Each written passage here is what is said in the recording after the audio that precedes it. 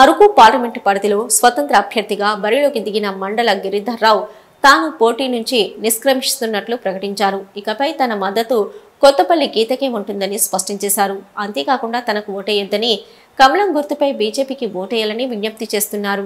ఈ మేరకు సాలూరులో ఏర్పాటు చేసిన మీడియా సమావేశంలో వివరాలు వెల్లడించారు. గిరిజనులకు మేలు జరగాలంటే బీజేపీ ప్రభుత్వం ద్వారా మాత్రమే జరుగుతుందని తాను భావిస్తున్నానని చెప్పారు. గీత కూడా ఎంపీగా అరకు పార్లమెంట్ అభివృద్ధికి దోహదపడ్డారని, అందువల్ల గీతకే తన పూర్తి మద్దతు ఉంటుందన్నారు.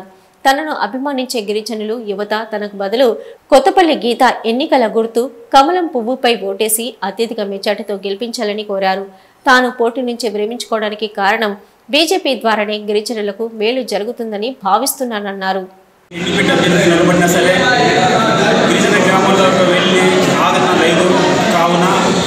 నేను ఇండిపెండెంట్ అభ్యర్థిగా పోటీ చేస్తున్నా సరే నా ఓట్లు నాకు కాకుండా భారతీయ జనతా పార్టీ అభ్యర్థి కొత్తపల్లి గీత గారికి ఓటు వేయాల్సిందిగా నిరుద్యోగులకు, గిరిజన సోదరిమణులకు నేను తెలియపరుచుకుంటున్నాను. ఆంధ్రప్రదేశ్లో మార్పు రావాలన్నా, కేంద్రంలో నరేంద్ర మోదీ గారు మళ్ళీ రావాలన్నా భారతీయ జనతా పార్టీని అత్యధిక మెజార్టీతో గెలిపించవలసిందిగా హృదయపూర్వకంగా నేను తెలియపరుచుకుంటున్నాను. జై ఆదివాసీ.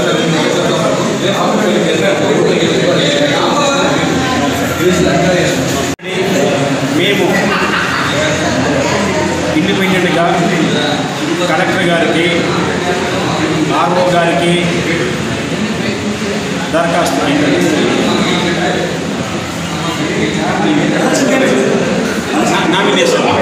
నామినేషన్ వేసినప్పుడు కొత్తపల్లి గీత గారి విషయంలో స్వరధృవీకరణ పత్రం అనేది ఒక 10 సంవత్సరాల ఇచ్చింది కదా, ఇప్పటికి ఎలా కన్సల్ట్ చేశారో అని మేము అడిగాము. కానీ కలెక్టర్ గారు, ఆర్ఓ గారు ఎన్నికల దృష్ట్యా ఇది ఆమెది చెల్లుబాటు అవుతుంది కనుక ఆమె ఎస్టీ అని మేము నిర్ధారిస్తున్నాము, కావున ఆమె రిజెక్ట్ అనేది చేయడం లేదు. మీరు ఏవైనా ఉంటే సరే కోర్టులో మీరు తెలుసుకోండి అని ఆర్ఓ గారు, కలెక్టర్ గారు తెలియపరిచారు.